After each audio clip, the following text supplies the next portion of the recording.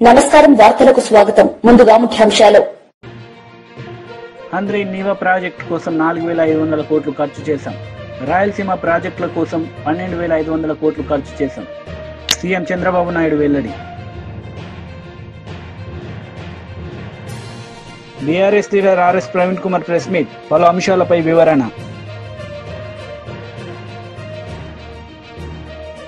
అనంతపురం జిల్లా పర్యటనలో భాగంగా సీఎం చంద్రబాబు గారు రాయదుర్గం నియోజకవర్గం నేమకల్లులో ఇంటింటికి పింఛన్ల పంపిణీ కార్యక్రమంలో పాల్గొన్నారు. వితంతు రుద్రమ్మ ఇంటికెళ్లి పింఛన్ అందజేసి యోగక్షేమాలు అడిగి తెలుసుకున్నారు. భాగ్యమ్మకు దివ్యాంగ పింఛన్ 15,000 రూపాయలు ముఖ్యమంత్రి స్వయంగా అందజేశారు. ఆంజనేయ స్వామి గుడిలో పూజలు నిర్వహించారు. మహిళలు స్కూల్ పిల్లలతో సీఎం ముచ్చటించారు. అదే సమయంలో ప్రతి ఒక్క కుటుంబానికి ఏమేమి ఇవ్వాలనో అవన్నీ కూడా ఆలోచిస్తున్నాం. నేను ఒకటే ఆలోచిస్తున్నాను, ప్రతి ఒక్క కుటుంబానికి ఇంటి జాగా ఉందా, ఇల్లుందా? ఫస్ట్ ఈ రెండు ఆలోచించి ఈ ఊరికి వస్తే 112 మందికి ఇళ్లు కావాలన్నారు. ఇమ్మీడియట్ గా 112 ఇండ్లు శాంక్షన్ చేస్తున్నానని చెప్పి కూడా నేను మీకు తెలియజేస్తున్నా. అదే మరిగా అర్హులందరికీ పింఛన్లు ఇచ్చే బాధ్యత మాది.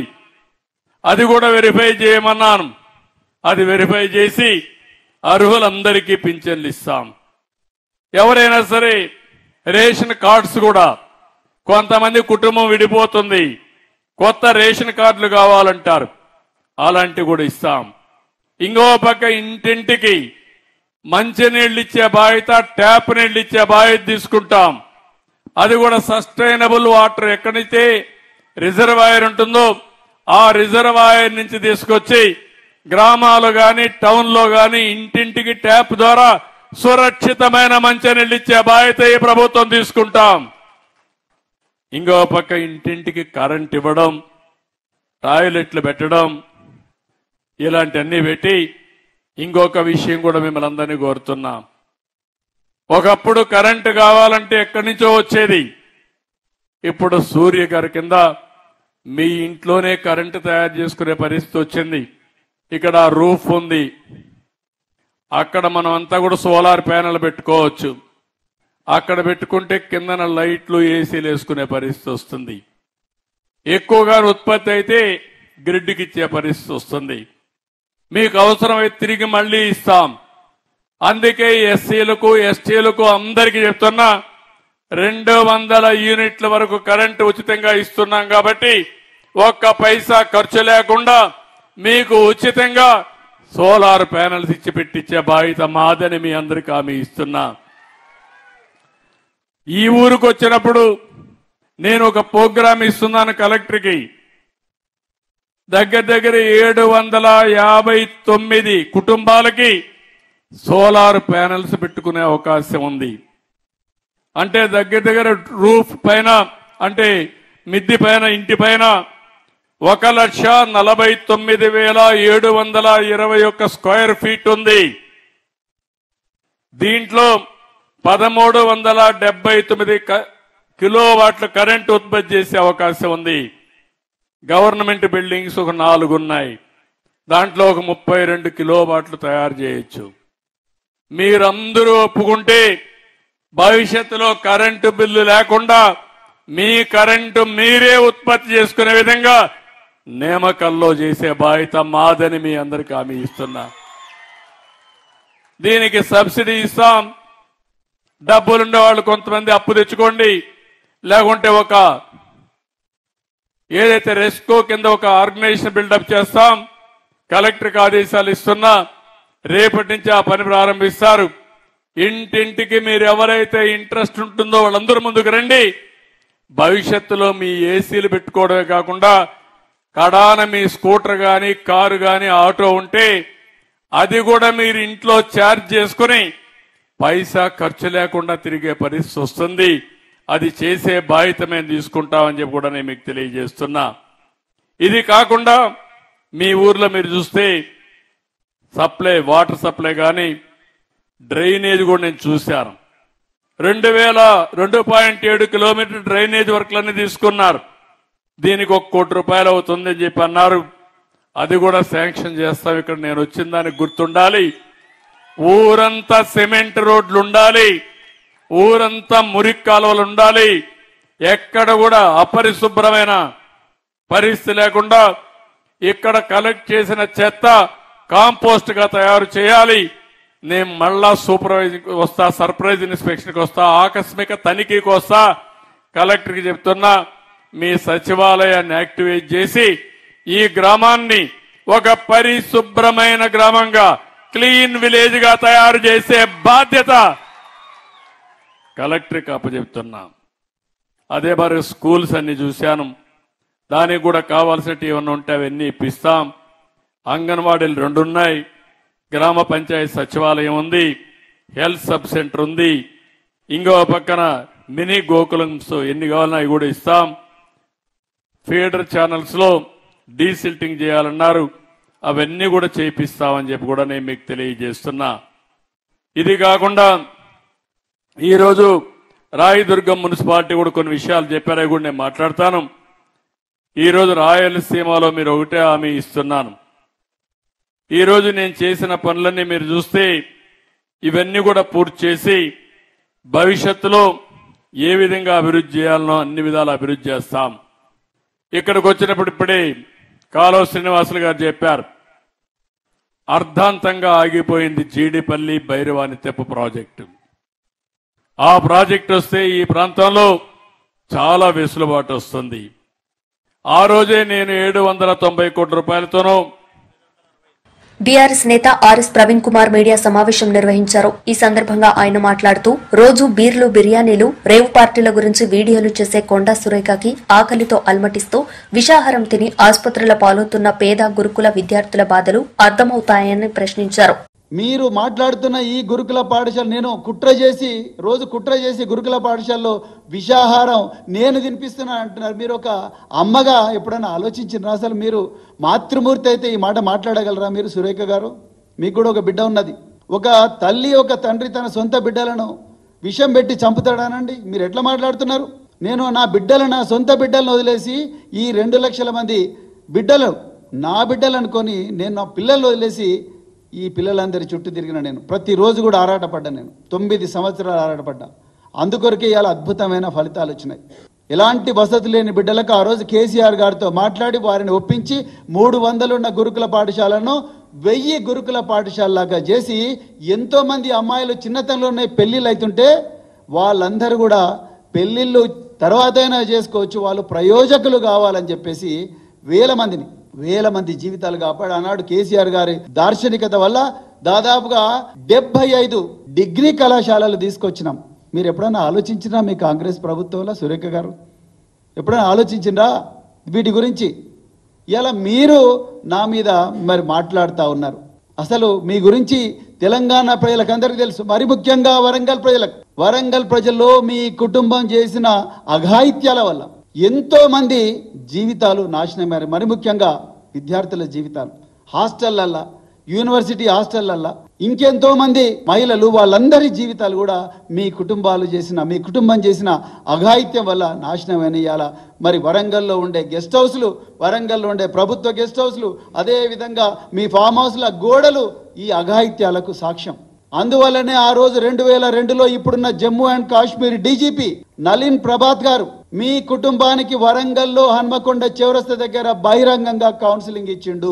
దానికి సాక్షి ఈరోజు మీ వర్ధన్నపేట ఎమ్మెల్యే, ఒకప్పుడు సీఐగా ఉన్న కేఆర్ నాగరాజు. ఆయన అడగండి, ఇలా ఆయన ఫోన్ చేసి అడగండి వర్ధన్నపేట. మీరు మా గురించి మాట్లాడతారు, మీరు నా గురించి, కేటీఆర్ గురించి మాట్లాడే అర్హత మీకున్నదా అసలు? సురేఖ గారు, మీరు రోజు బీర్లు, బిర్యానీలు, రేవ్ పార్టీల గురించి వీడియోలు చేసే మీరు మా ఆకలితో అలమటిస్తున్నా, ప్రతిరోజు కూడా విషాహారం తిని తల్లడిల్లుతున్నా, విషాహారం తిని హాస్పిటల్ పాలైతే వైద్యం దొరకని దీనమైన స్థితిలో ఆర్తనాదాలు చేస్తున్న పిల్లలు బాధలు మీకు అర్థమవుతాయా సురేఖ గారు? ఒక మాతృమూర్తిగా మీరు మాట్లాడాల్సిన మాటలేనా ఇవి? ఎట్లా మాట్లాడతారు మీరు అసలు? మేము ఎందుకోసం ఈ మా కేటీఆర్ గారు చాలా క్లియర్గా చెప్పినారు, ఈ గురుకుల బాట అనేది మేము ప్రభుత్వం మీద విమర్శల కోసం కాదు, మా పిల్లల ప్రాణాలు రక్షించుకోవడం కోసం. ఇలా రేవంత్ రెడ్డికి శ్రద్ధ లేదు, మంత్రులకు శ్రద్ధ లేదు, విద్యాశాఖ మంత్రి లేడు, సంక్షేమ శాఖ మంత్రి లేడు, అధికారులు ఇష్టారాజ్యంగా వ్యవహరిస్తున్నారు. అందుకొరకే మేము ఇలా గురుకుల బాట పెట్టినాం. మీరేం మాట్లాడుతున్నారు? మేము వృధా చేసినాం ఆ 99 కోట్లు. తీసుకురండి రికార్డులు, ఏం తీసుకొస్తారో. కేంద్ర మంత్రి కిషన్ రెడ్డి మీడియా సమావేశం నిర్వహించారు. ఈ సందర్భంగా ఆయన మాట్లాడారు. ప్రాంతాల్లో ప్రజల ముందు పెట్టాల్సినటువంటి అవసరం ఉంది.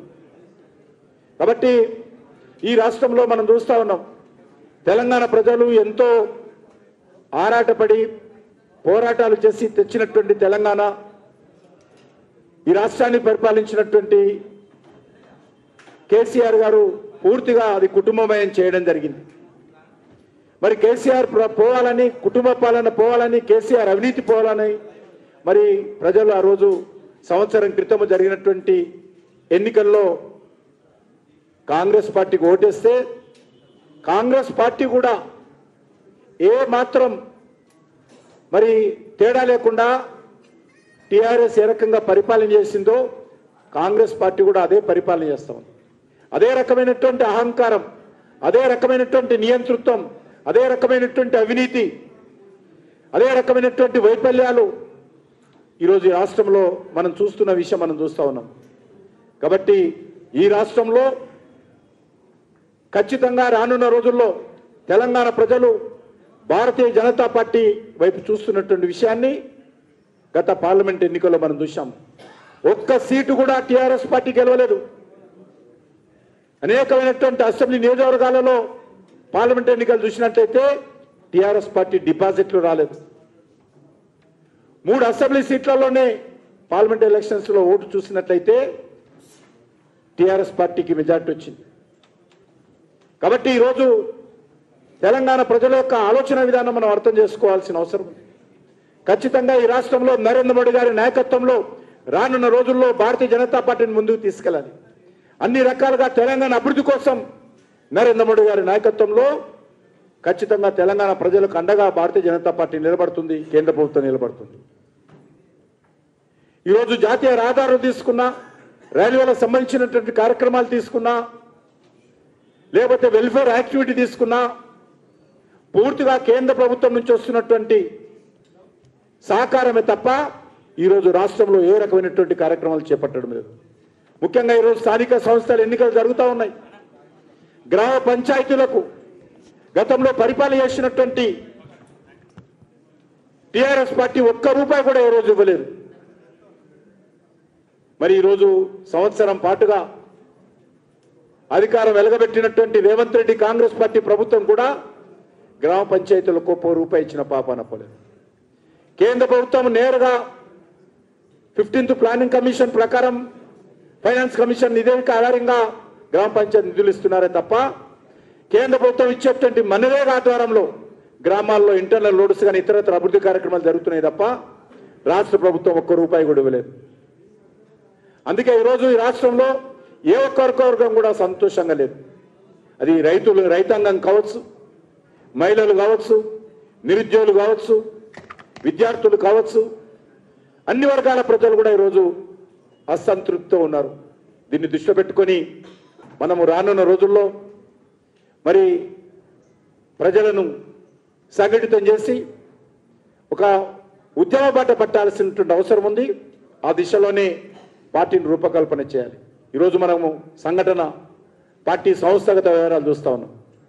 పోలింగ్ బూత్ స్థాయి నుంచి జాతీయ స్థాయి వరకు కూడా కొత్త కమిటీలు రాబోతా ఉన్నాయి. కొత్త రక్తం పార్టీలో చేరబోతా ఉంది.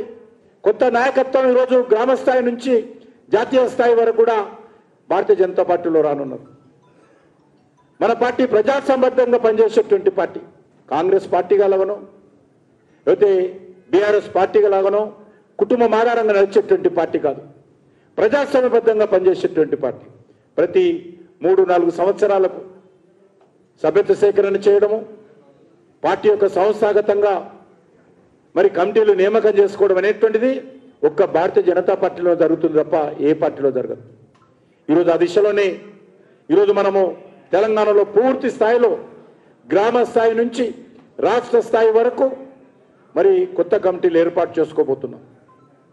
రానున్నటువంటి రాజకీయ పరిస్థితి దృష్టిలో పెట్టుకొని, తెలంగాణ భవిష్యత్తును దృష్టిలో పెట్టుకొని మంచి నాయకత్వము పోలింగ్ బూత్ స్థాయి నుంచి, మండల స్థాయి నుంచి, అసెంబ్లీ స్థాయి నుంచి, జిల్లా స్థాయి నుంచి, రాష్ట్ర స్థాయి వరకు కూడా మంచి నాయకత్వం వచ్చే విధంగా మనమందరం ప్రయత్నం చేయాల్సిన అవసరం. ఈ రాష్ట్రంలో ప్రజల కోసం పోరాటం చేసేటువంటి నాయకత్వం రావాలి. ఆ దిశలోనే మనం గ్రామ స్థాయి నుంచి కూడా ఆ రకంగా. మాజీ మంత్రి అంబటి రాంబాబు మీడియా సమావేశం నిర్వహించారు. ఈ సందర్భంగా కూటమి నేతలపై మండిపడ్డారు. LM tax, local MLA tax, వ్యాపారం చేయి, లోకల్ ఎమ్మెల్యేకి ట్యాక్స్ కట్టాల్సిందే. ఎల్ఎం ట్యాక్స్ లేకోకుండా ఏ నియోజకవర్గంలో అయినా ఏ వ్యాపారస్తుడైనా వ్యాపారం చేస్తున్నాడా? ఇది నారా చంద్రబాబు నాయుడు గారికి తెలియదా? నారా చంద్రబాబు నాయుడు గారు ప్రోత్సహించడం లేదా? లోకేష్ గారు ప్రోత్సహించడం లేదా? మొత్తం ప్రభుత్వ పరిపాలన అంతా గాలికి వదిలేశారు. వైఎస్ఆర్ కాంగ్రెస్ పార్టీ మీద పడ్డారు. YSR Congress party social media మీద పడ్డారు. అరెస్టులు చేస్తున్నారు. అవినీతి అక్రమాలకు మాత్రం అంతు లేకోకుండా పరిపాలన చేసేటటువంటి దౌర్భాగ్యమైన పరిస్థితికి ఇవాళ ఈ రాష్ట్ర ప్రభుత్వం దిగజారిపోయి అనేకమైనటువంటి మాటలు మాట్లాడుతున్నారు. అదే కాదు, ఈ ఆదినారాయణ రెడ్డి గారు వాళ్ళ నియోజకవర్గంలో ఆదానికి సంబంధించినటువంటి ఒక ప్రాజెక్టుని కట్టేదానికి రిత్విక్ కన్స్ట్రక్షన్స్ అంటే సీఎం రమేష్ కన్స్ట్రక్షన్స్ వాళ్ళది ఒక కాంట్రాక్ట్ తీసుకున్నారు. ఆయన దాన్ని సివిల్ వర్క్స్ ప్రారంభిస్తుంటే డైరెక్ట్ సివిల్ వర్క్స్ ఎలా ప్రారంభిస్తావు, మా ఎమ్మెల్యే గారికి డబ్బులు కట్టాల్సిందే అని ఆదాని కంపెనీ అయినా సీఎం రమేష్ కంపెనీ అయినా సరే డబ్బులు కట్టండి మేము ఒప్పుకోము, కప్పం కట్టండి మేము ఒప్పుకోము అని చెప్పి దాని మీద దాడి చేసి అక్కడ దౌర్జన్యం చేసి ఆ సామాన్ అంతా వాళ్ళగొట్టారు. అదొక పంచాయతీ. వాళ్ళిద్దరు బీజేపీని, మళ్ళా బీజేపీ అయినా జనసేన అయినా తెలుగుదేశం అయినా క్యాష్ కొట్టందే పని కాదు అనేటువంటి పరిస్థితుల్లోకి ఇవాళ రాష్ట్రంలో ఉన్నటువంటి శాసనసభ్యులు విరుచుకు పడుతూ ఉంటే చంద్రబాబు నాయుడు గారు మాత్రం నేతి బీరకాయలు నెయ్యిలాగా కోస్తా ఉన్నాడు. అన్ని సొరకాయలు కోసినట్టుగా కోసేటటువంటి మార్గం చూస్తున్నాడు చంద్రబాబు నాయుడు గారు. ఇది చాలా దుర్మార్గమైనటువంటి పరిస్థితిని మనం చేస్తున్నాం. చంద్రబాబు నాయుడు గారు ఆ మధ్య ఎన్నికలకు ముందు చెప్పారు కదా, సంపద సృష్టిస్తా అని. సంపద సృష్టించడం కాదు, సంపద సృష్టించుకుంటాం అంటున్నారు ఎమ్మెల్యేలందరూ. మేము సంపద సృష్టించుకుని మేము దోచుకుంటాం తప్ప రాష్ట్రానికి సంపద సృష్టించేటటువంటి పనే లేదు అనేటువంటి పద్ధతుల్లో ఇవాళ రాష్ట్రంలో పరిపాలన సాగుతూ ఉన్నది అని ఈ సందర్భంగా నేను చెప్పదలుచుకున్నా. ఇది పోతే నిన్న ఒక పెద్ద కామెడీ మళ్ళా ఎవరు మన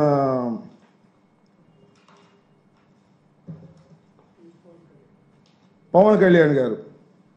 ఎంత దుర్మార్గం అంటే పవన్ కళ్యాణ్ గారు నిన్న కాకినాడ వెళ్ళాడు. ఎందుకు వెళ్ళారు స్వామి అంటే, అంతకుముందే కలెక్టర్ గారు అక్కడ జరుగుతున్నటువంటి ఈ పీడిఎస్ రైస్ బియ్యాన్ని ఒక షిప్లో వెళుతుంటే దాన్ని పట్టుకున్నారని వార్త వచ్చింది. కలెక్టర్ గారే సాక్షాత్తు వెళ్ళాడు, దాన్ని పరిశీలన చేశాడు, సీజ్ చేశాడు, వచ్చాడు. మళ్ళా పవన్ కళ్యాణ్ గారు వెళ్ళాడు, రాష్ట్ర ఉప ముఖ్యమంత్రి గారు.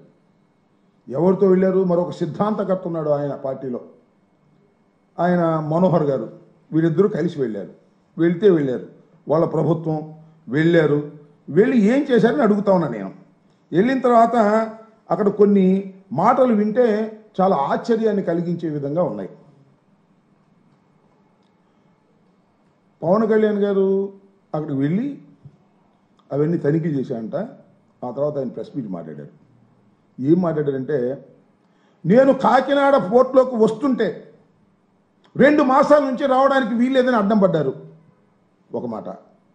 నేను వస్తే అధికారులు సహకరించలేదు, ఎస్పీ నా దగ్గరికి రాలేదు, పౌర సరఫరాల శాఖకు సంబంధించినటువంటి అధికారులు కూడా సహకరించలేదు. నేను సముద్రంలోకి వెళ్ళి ఆ పోర్ట్లో ఉన్నటువంటి ఒక ఓడలో జరిగేటటువంటి కార్యక్రమం చూడాలని బయలుదేరితే మీరు వెళ్ళొద్దు sir. BRS leader Balka Suman media సమావేశం నిర్వహించారు. ఉద్దేశపూర్వకంగానే తెలంగాణలో విద్యా వ్యవస్థను పూర్తిగా విధ్వంసం చేస్తుంది రేవంత్ సర్కార్ అని విమర్శించారు. తెలంగాణలో విద్యా వ్యవస్థను పూర్తిగా విధ్వంసం చేస్తూ ఉంది.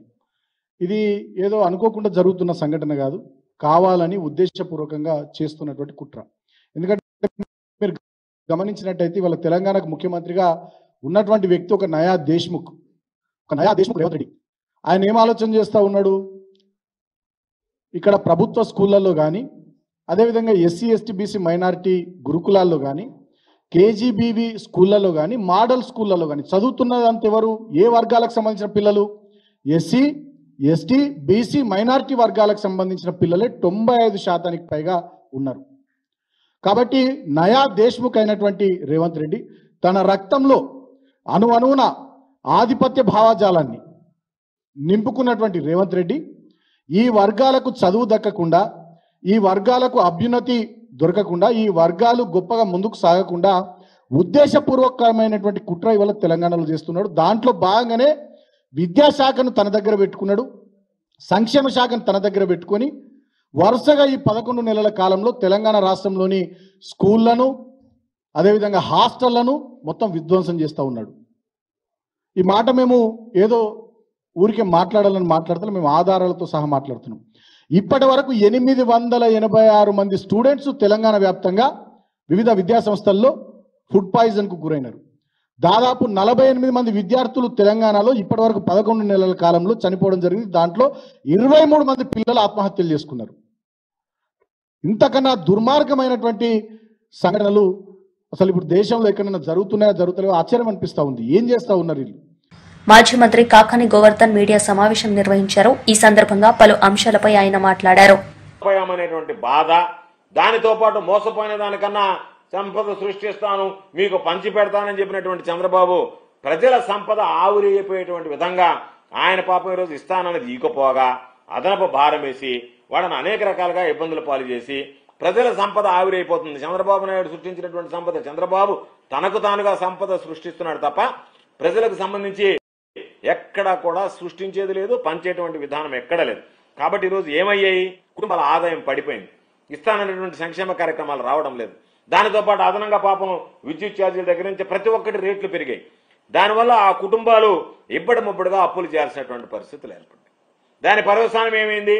మరలా వడ్డీలు, కాల్ మనీ గ్యాంగులు, ఇప్పుడు ఓళ్లలో పట్టణాల్లో ఎక్కడ పడితే అక్కడ వడ్డీ వ్యాపారులు, వీళ్ళు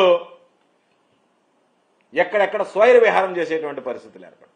అంటే పాపం వాళ్ళు అన్ని విధాల అప్పుల ఊపిలోకి, అదేవిధంగా ఈ అప్పులు ఇచ్చినటువంటి కాల్ మనీకి సంబంధించినటువంటి గ్యాంగుల్లోకి వీళ్ళందరిలో పడి రకరకాలైనటువంటి ఇబ్బందులు పడి ప్రజలు బలైపోయేటువంటి పరిస్థితి ఏర్పడింది. అస్తవ్యస్తమైపోయింది వాళ్ళ జీవితాలకు సంబంధించి. కాబట్టి చంద్రబాబు నాయుడు చెప్పినటువంటి మాటలు వేరు, ఈరోజు చేస్తున్నటువంటి చేతలు వేరు. కాబట్టి చంద్రబాబు నాయుడు బహుశా పాపం అందరికీ గుర్తుండి ఉంటుంది రాష్ట్ర ప్రజలకి. అక్కడ కడపలో ఒక సమావేశంలో బహిరంగ సభలో చాలా దగ్గర చెప్పారు, మీరే సొంతంగా ఎనర్జీ, సోలార్ ఎనర్జీని మీరే ఉత్పత్తి చేయండి, నేను మీకు గ్రిడ్కి అనుసంధానం చేసేటువంటి ఏర్పాటు చేస్తా, దానివల్ల మిగిలినటువంటి విద్యుత్ మీకు ఆదాయం వచ్చి సంపద సృష్టిస్తారని చెప్తే పాపం జనాలు నిజమేమో, చంద్రబాబు నాయుడు టెక్నాలజీకి ఆద్యుడు కాబట్టి ఈ విధంగా చేస్తాడేమోనని పాపం ఆశపడ్డారు. అన్ని రకాల ఓట్లు వేశారు, గెలిపించారు. ఈరోజు చంద్రబాబు నాయుడు వస్తే ఆ గ్రిడ్ ఎట్టపోయిందో తెలియదు, ఆ కనెక్షన్ ఎట్టపోయిందో తెలియదు, వాళ్ళకి వచ్చే ఆదాయం ఎక్కడ పోయిందో అర్థం కాలేదు.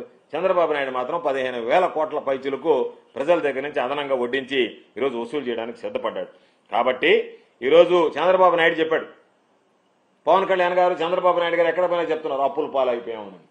నువ్వు ప్రజలకు హామీలు ఇచ్చేటప్పుడు 14 లక్షల కోట్ల అప్పులు ఉన్నాయని చెప్పి పదే ప్రకటించి ఈ హామీలన్నీ ఇచ్చావు. ఆ తర్వాత 14 లక్షల కోట్లు కాస్త నువ్వు అధికారంలోకి వచ్చిన తర్వాత 14 లక్షల కోట్లకు లెక్కలు చూపించలేక దాన్ని 10 లక్షల కోట్లకు తగ్గించావు. తీరా మొన్న అసెంబ్లీ బడ్జెట్ సమావేశంలో చూస్తే అది 6,48,00,000లకు తగ్గిపోయింది. అంటే 6,50,00,000 కన్నా లోపల ఉండే అప్పులు అనేటువంటిది ప్రజలకు అర్థమైపోయింది. కాబట్టి నువ్వు ఏదో ఒక విధంగా వైఎస్ఆర్ కాంగ్రెస్ పార్టీ మీద బురద చల్లాలా, దాన్ని అడ్డం పెట్టుకుని ప్రజలను మోసం చేయాలా, ఏదో ఒక విధంగా ప్రజల దగ్గర నుంచి గుంజాలనేటువంటి ఆలోచన తప్ప ప్రజలకు సంబంధించి ఆలోచన చేసేటువంటి పరిస్థితిలో లేడు. చంద్రబాబు నాయుడికి స్వార్థ ప్రయోజనాలు తప్ప రాష్ట్ర ప్రయోజనాలు అనేటువంటివి ఏ రోజు పట్టవు.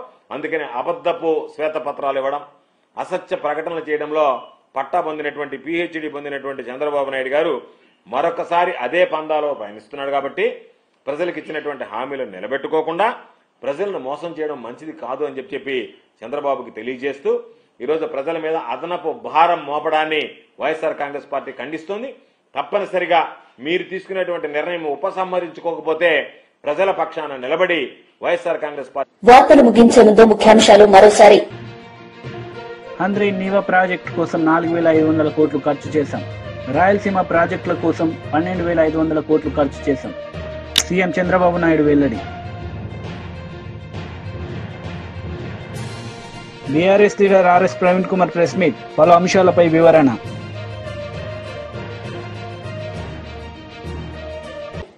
ఈ వార్తలు ఇంతటితో సమాప్తం. తిరిగి ప్రసారమయ్యే వార్తల్లో మళ్ళీ కలుద్దాం. అంతవరకు సెలవు. నమస్తే.